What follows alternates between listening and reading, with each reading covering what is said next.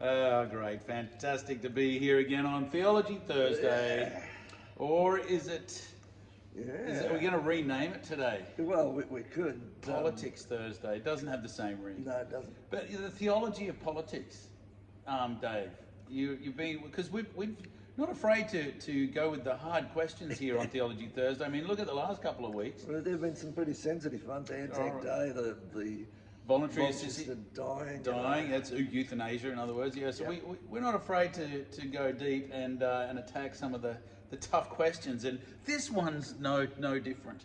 Tell us what we're looking at today, Well, Dave. when it comes to political, social, moral issues like VAD, which we've talked about, abortion, gay rights, and those sort of things, uh, is it appropriate for Christians to become politically or socially active? Should Christians try to influence society to adopt biblical morals for general society? And look, the reason this is a bit of a controversial topic is because half of you out there have immediately answered, yes, absolutely, it's our moral imperative. We've got to be out there, and the other half of you went, no, we have nothing to do with that. Jesus' kingdom is not of this world. And it really is a division in the church. It is. And if you say yes, then how far do we go? Is it right to lobby politicians to be involved in protests or mass demonstrations? For example, Is it right to be a politician? yeah. Like that's an even bigger another one thing to lobby. It's another thing to say, I'm going to be a politician. And For example, if you know that there's a particular medical practice that's involved in abortion or who distribute drugs to enable VAD to happen, is it appropriate to picket them? Certainly there are some who would not even hesitate, as you mentioned, they would say no. And they will argue that getting involved in social issues could actually even be sinful as far as some are concerned. Yeah. Such people take Jesus' words, my kingdom is not of this world, out of John 18. They take that as their motto, and many even refuse to vote or get involved in any way in the political system or in any effort to affect the culture. And I know that because I know many people who would find themselves in that camp, and they would say, listen, the Roman culture of Jesus' day was terrible.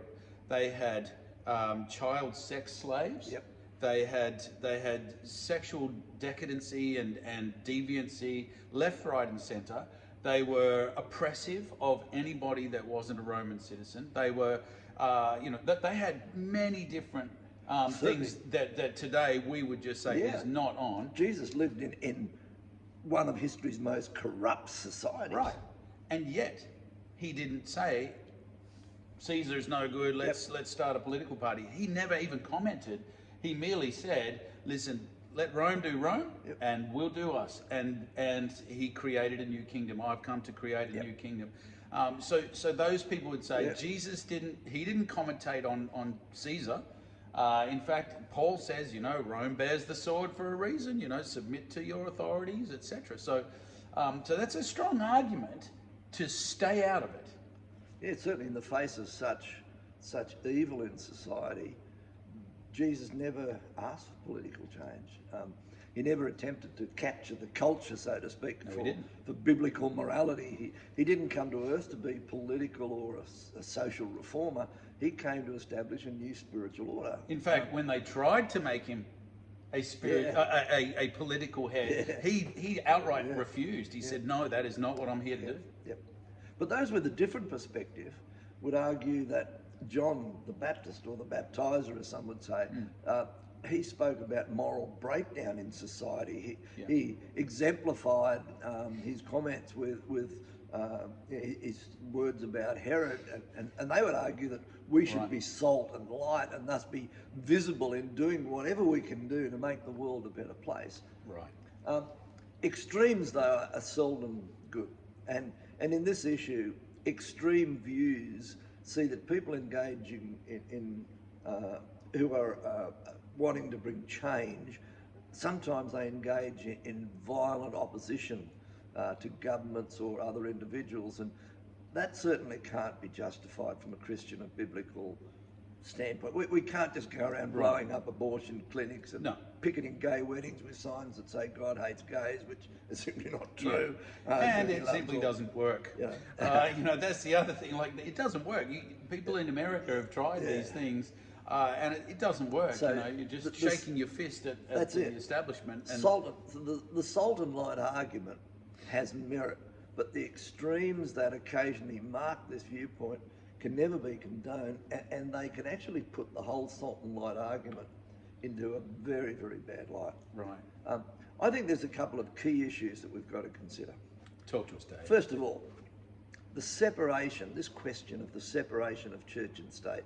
Should the church become involved in issues or affairs of the state? Yeah. The render to Caesar argument is the key that is used by separationists. They say civil government belongs to Caesar and the church should be focused on a totally different kingdom, the kingdom of God. So, for those who are not familiar with that story, when Jesus, you know, was walking along, and they said, "Should we pay tax?" And he says to his disciples, "Hand me a coin." And they give him a coin, and he said, "Whose head is on that coin?" And they said, "That's Caesar's face, you know, it's Caesar's head." And he says, "Well, give to Caesar what's Caesar's." So, in other words, pay your taxes.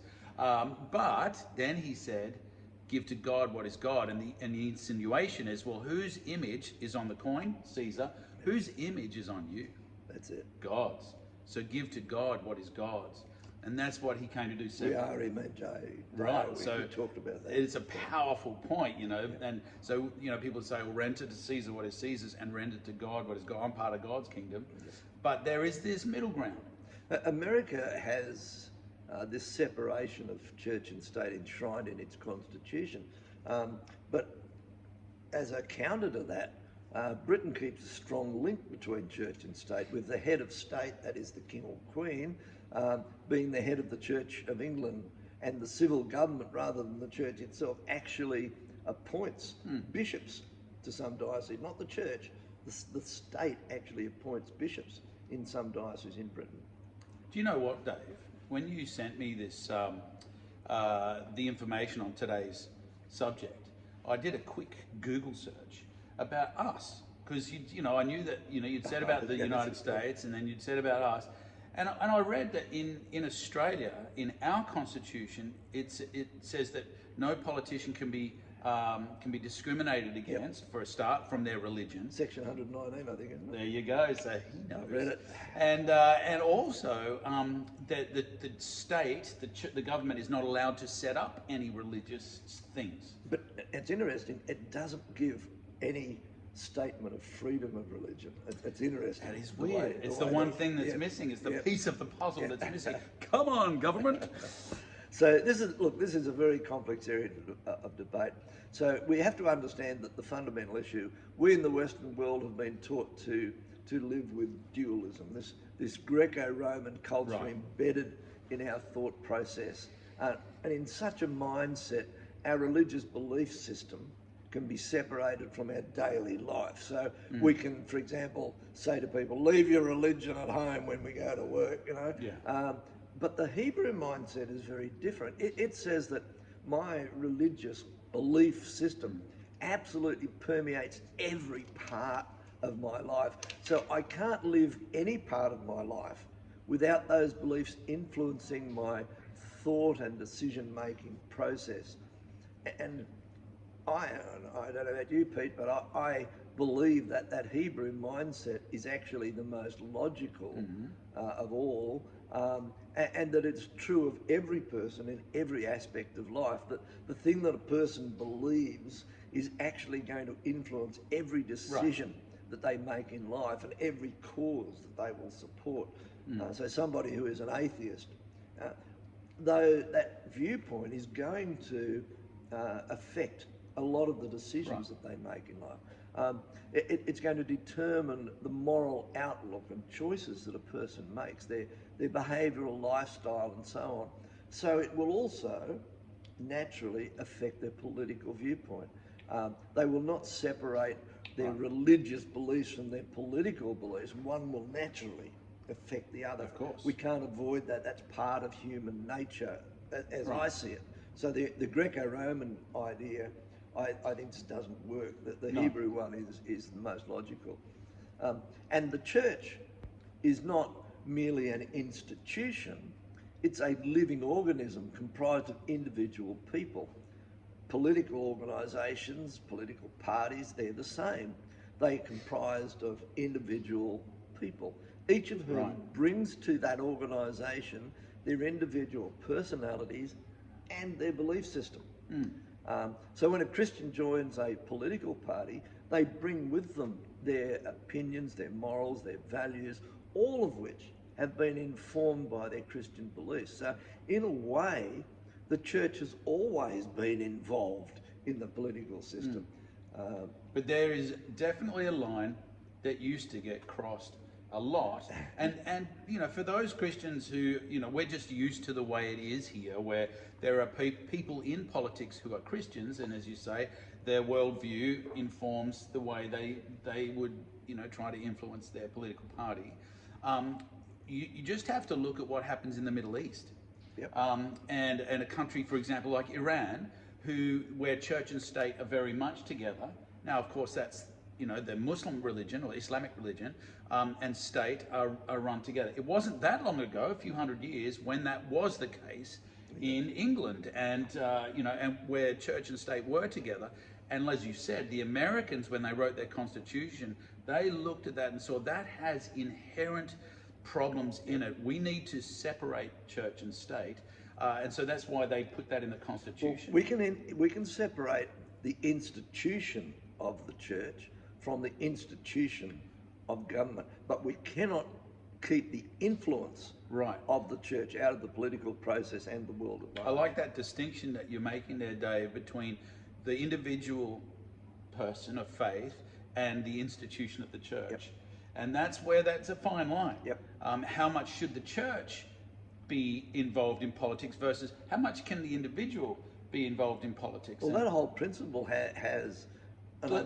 Just let me say that again, just to reiterate, sort of underline that point I was making, that when the institution has too much influence, like it used to in the Christian world, and it still does in some parts of the Islamic world, for example in Iran, where they're very much together, that is exactly what it looked like for us. And like I said, it has these very religious, paternalistic overtones that control people using religion, and I think we'd all agree that is not the way of God.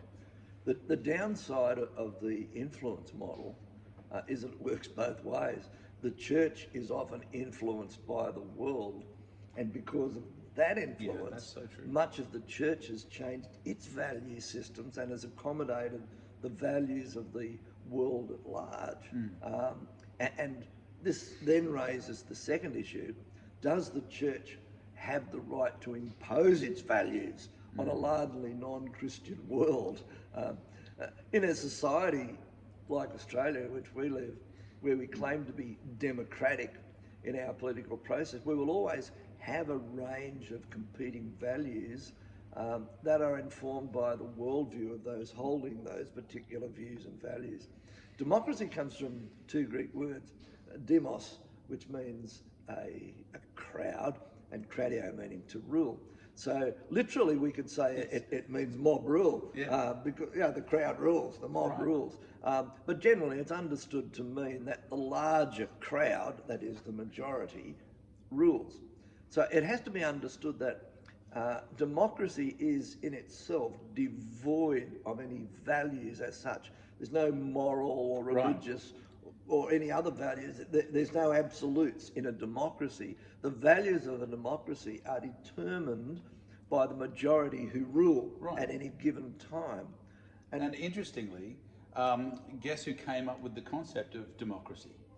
The Americans. The Americans, the Greeks would probably want to claim it. Well, the mob rule in terms of, people, everybody having a single vote, everyone's vote is the same, whether you're the king or whether you're a pauper, your vote is worth the same. That concept, of everybody's equal, we're all starting at the same place, we all vote, that was an American thing as far as I understood. I think they invented democratic capitalism, but you're saying maybe they've pinched it from the Greeks. I think they might have, yeah. Yeah. The Another thing to Google after today. The political process seeks to influence the crowd. So they want Right. the crowd to adopt a particular view or value, an agenda. So that particular value becomes the majority and thus becomes the law of that society. That's the democratic process. And the Christian is therefore in a world of competing values, and unless the Christian, and by default the church overall, is content to live in a world that is constantly imposing laws that are not only strongly counter to Christian values, but may even impose restrictions of Christian freedom to worship, freedom to evangelise, etc., then the church has to be a player in the process and has to be involved as one of the influences of the mob, of the majority. So does this mean that Christians are imposing their views on non-Christians? Indeed, that can be the case. However, the alternative is that the non-Christians may impose their view on the Christians. Well, I think the word impose may be the wrong word then. Because both teams, if you like, are pitching their ideas. They're pitching their values. There's, the Christians, the people of faith, the church, if you like. They're pitching this as what they think is the best way for us to go, and this is the value. We're not imposing. We're asking the mob to vote. Yeah. And the mob, the majority rules. It's democracy. Democracy is a system of competing values. Yeah. And it will always be the values adopted by society at large, the majority who rule, that they're going to be unacceptable to some in that society. And they're also going to be fundamental to others in that society. So you're going to have that conflict no matter what rule or law or values that any democratic society has. That's the nature of the beast. You're going to have competing values. So, half the crowd is not going to like. Absolutely. So can I go off script for a minute here, Dave? What about them? So are we saying? Is there a difference? Let me put it that way. Is there a difference between, say, a Christian political party that became the government of the day, so its values then would become potentially laws? Yes. So you could, for example, say, if a Christian party became the government of the day, they could say, right, well, we don't like swearing, so we're going to make it illegal to swear. Now, we all agree, swearing is poor form. Don't let any unwholesome language come out of your mouth, the Bible says. So now we could pass a law that says, if you swear, you will be fined, or whatever.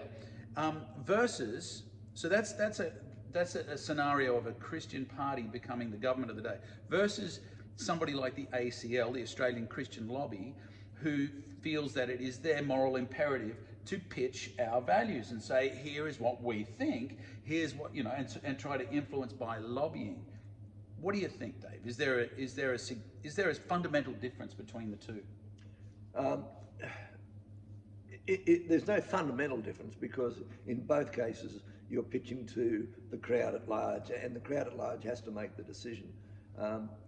Sometimes I think that we would be better as Christians if we really wanted to influence society, rather than just lobbying from the ACL perspective, is to join a political party, and rather than form a Christian party, form a political party and see if your views can be ones that influence that particular mob, that particular group, that particular society called the political party, and your values can become their values. Again, majority rules within those organisations.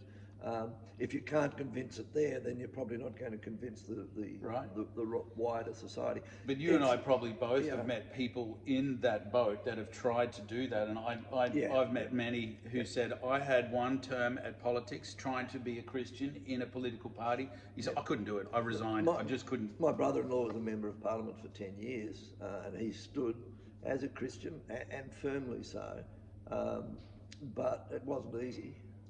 Well, I believe, like they say, there's so many things you have to compromise on. It just becomes this, what friends of mine that have been in politics say, I just couldn't do it. You have to know that you are called by God into that sphere of influence, because whereas a lobbyist, they're not becoming a politician, they're just continually pitching their ideas. But you don't have to become a politician to be a member of a political party No. and to try and influence that party with your views.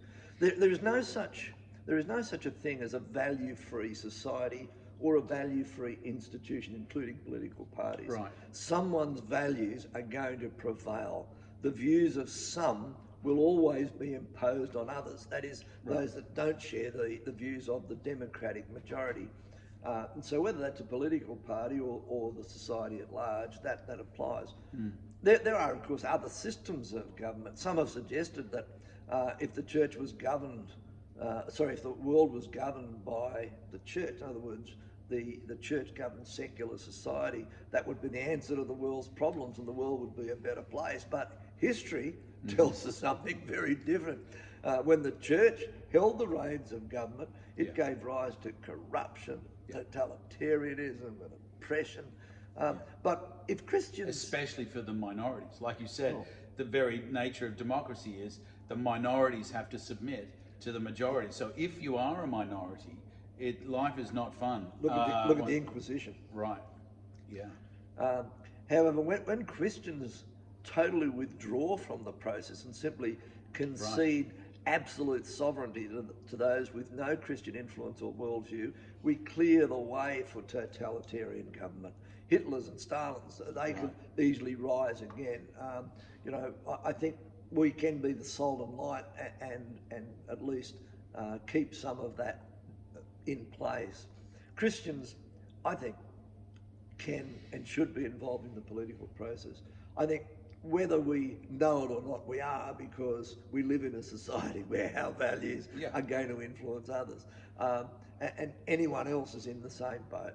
True, we are to be in the world but not of it, but part of being in the world is modelling Christ-likeness to the world and love towards one another. And to me, it is arguably impossible to show love to the world and for the world by simply allowing it to be devoid of the influence of Christian morals and values. We can make the world a better place. First and foremost, And should. I feel like it is, as I said, a moral imperative for us to make the world a better place. When people ask me what their purpose is, that's what I say. Your purpose, I can tell you right now, make the world a better place. Yeah, but what job should I get? I don't care. Just make the world a better place. Where should I live? Just make the world a better place. We do that first and foremost by presenting and living the reality of the gospel. Yeah. But should we play a part in protecting the lives of the unborn, for example?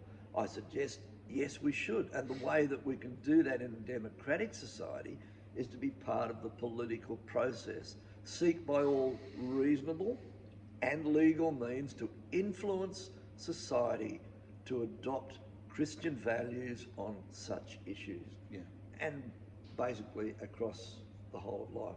So yes, we are involved in life, so we are influencers to some degree, and we can't avoid that. And I think that we need to be aware of it and really put aside this idea that we can we can live in isolation to the world. We can't. We're in the world. We're not of it, but we're in it, and we can influence it to make it a better place.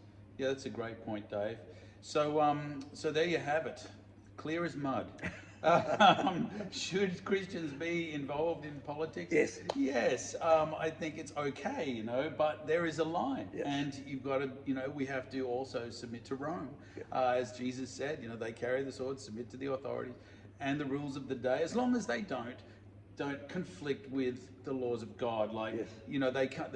If there's a moral, or a legal, law that tells you have to do something that is clearly against, biblical values, then at that point you have to make your choice and go with God. And we saw that over and over in the book of Acts, where they said, you shall not preach in this name any longer. And they said, well, I'm sorry, that's one that we can't obey you on. We've got to preach. We can't not. And if it costs us our lives, so be it. However, you know, the other side of the coin is, so we should, yes, be influential. We are the salt and light of the world. We are Jesus' hands and feet. But again, this is not perfection. So we do have to learn to live in this sin-stained world, knowing that Jesus' kingdom is far greater. But we can make this sin-stained world a better place. And we can, and that's our imperative, to try to make this a better place and to say, hey, look, we think this is the way to go. Yep. But we also submit to democracy. You know, we're not going to blow up abortion clinics, Yep. no matter how bad we think, Absolutely. you know, of that subject. So there you go. Like I said, clear as mud. Good luck with that, sorting it out, and go Google whether the Americans or the Greeks came up with democracy. God bless you. We'll see you next week.